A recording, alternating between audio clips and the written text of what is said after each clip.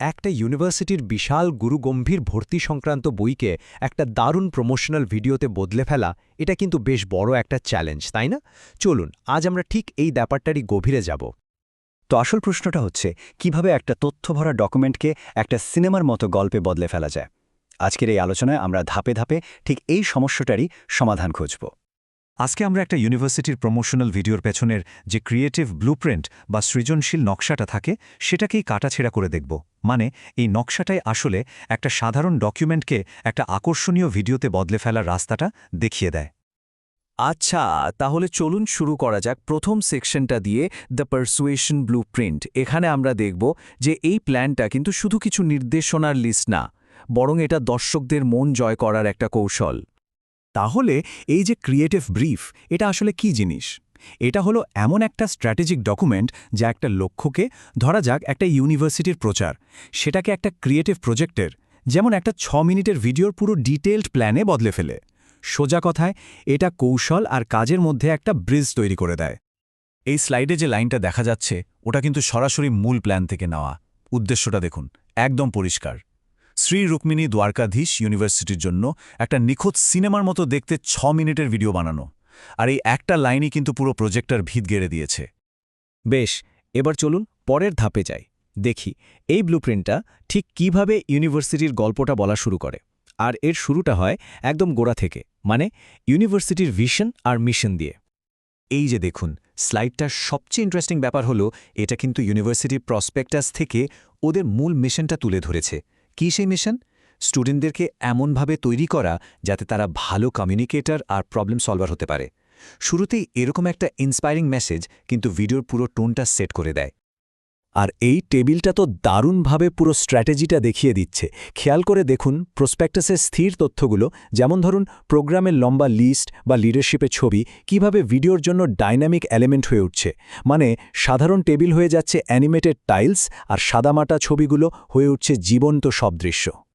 ওকে, এবার আসা যাক ব্লুপ্রিন্টের পরের স্টেজে। এখানে আমরা দেখব কিভাবে প্রোগ্রামের ডিটেলস বা অ্যাডমিশনের মতো একদম ফ্যাকচুয়াল তথ্যগুলোকে ইন্টারেস্টিং করে তোলা যায়। তো আসল কাজটা হলো সবচেয়ে দরকারি পয়েন্টগুলো খুঁজে বের করা। এই ব্লুপ্রিন্টটা ঠিক তাই করেছে। ইউনিভার্সিটির প্রধান শক্তি, যেমন হ্যান্ডস অন ল্যাব বা ইন্ডাস্ট্রির সঙ্গে তাল মিলিয়ে চলা কারিকুলাম, এই বিষয়গুলোকে আলাদাগুলো হাইলাইট করেছে, আর এগুলোই ভিডিওতে বিশেষভাবে ফোকাস করা হবে। দেখুন, অ্যাডমিশনের মতো একটা জটিল প্রসেসকে সবার জন্য সহজ করে বোঝানোটা কিন্তু খুব জরুরি। এই প্ল্যানটাতে পুরো অ্যাপ্লিকেশন প্রসেসটাকে মাত্র 4টে সহজ স্টেপে ভাগ করে দেওয়া হয়েছে। এতে কি হয়, দর্শকদের কাছে পুরো ব্যাপারটা অনেক বেশি সহজ আর ফলো করার মতো হয়ে যায়। এখানে একটা ছোট কিন্তু খুব পাওয়ারফুল বদল খেয়াল করুন। প্রসপেক্টাসে থাকা একটা সাধারণ কন্ট্যাক্ট ইনফরমেশনকে এখানে একটা সরাসরি কল টু অ্যাকশনে বদলে ফেলা হয়েছে। এর ফলে কি হচ্ছে, দর্শকরা শুধু তথ্য দেখছে না, তারা সরাসরি যুক্ত হওয়ার জন্য একটা উৎসাহ পাচ্ছে। আচ্ছা, এবার একটু টেকনিক্যাল আর স্টাইলের গাইডলাইনগুলোর দিকে তাকানো যাক। এই নির্দেশগুলোই কিন্তু নিশ্চিত করে যে ফাইনাল ভিডিওটা দেখতে যেন প্রফেশনাল হয় আর ব্র্যান্ডের সাথে খাপ খায়। এই স্লাইডটা এডিটিংয়ের গাইডলাইনগুলোকে দুটো ভাগে ভেঙে দেখাচ্ছে। একটা হলো ফিলিং বা টোন, আর একটা হলো লুক বা স্টাইল। একদিকে ভিডিও টোনটা হবে ইন্সপায়ারিং আর বিশ্বাসযোগ্য, আর অন্যদিকে এর ভিজুয়াল স্টাইল হবে সিনেমার মতো, আর তাতে ইউনিভার্সিটির নিজস্ব রং, কমলা আর নীল ব্যবহার করা হবে। এই দুটো মিলিয়েই কিন্তু একটা পারফেক্ট ফাইনাল প্রোডাক্ট তৈরি হয়। ভাবা যায় এমনকি ভয়েস ওভারের স্পিডটাও এখানে ঠিক করে দেওয়া আছে। প্রতি মিনিটে 140 থেকে 150টা শব্দ।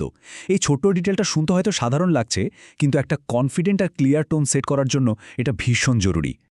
তো সব কিছুর শেষে এবার আমরা দেখব যে ফাইনাল আউটপুটগুলো কি হবে, আর এই পুরো ব্লুপ্রিন্টের আসল গুরুত্বটা কোথায়। একটা ভালো ব্লুপ্রিন্ট কিন্তু শুধু মেন ভিডিওটা বানিয়েই থেমে যায় না, ওটা কিভাবে সবার কাছে পৌঁছাবে সেই প্ল্যানটাও করে। এখানে দেখুন, 6 মিনিটের মূল ভিডিওর সাথে সাথে বিভিন্ন প্ল্যাটফর্মের জন্য সাবটাইটেল আর 30 সেকেন্ড বা 60 সেকেন্ডের ছোট ভার্সন বানানোর কথাও বলা আছে। মানে এটা একটা কমপ্লিট মার্কেটিং প্যাকেজ। তাহলে পুরোটা থেকে আমরা কি শিখলাম? এটাই যে একটা ভালো ক্রিয়েটিভ প্ল্যান থাকলে এটা নিশ্চিত করা যায় যে ভিডিওর প্রত্যেকটা সেকেন্ড কোনো না কোনো স্ট্র্যাটেজিক উদ্দেশ্য পূরণ করছে, আর এই প্ল্যানটাই একটা সাধারণ ভিডিওকে মিনিংফুল আর ইম্প্যাক্টফুল করে তোলে। তাহলে শেষ করার আগে একটা প্রশ্ন রেখে যাই। ভাবার বিষয় হলো, আমাদের চারপাশের ডকুমেন্টগুলোর ভেতরেও এমন কত গল্প লুকিয়ে আছে যা শুধু বাইরে আসার অপেক্ষায়।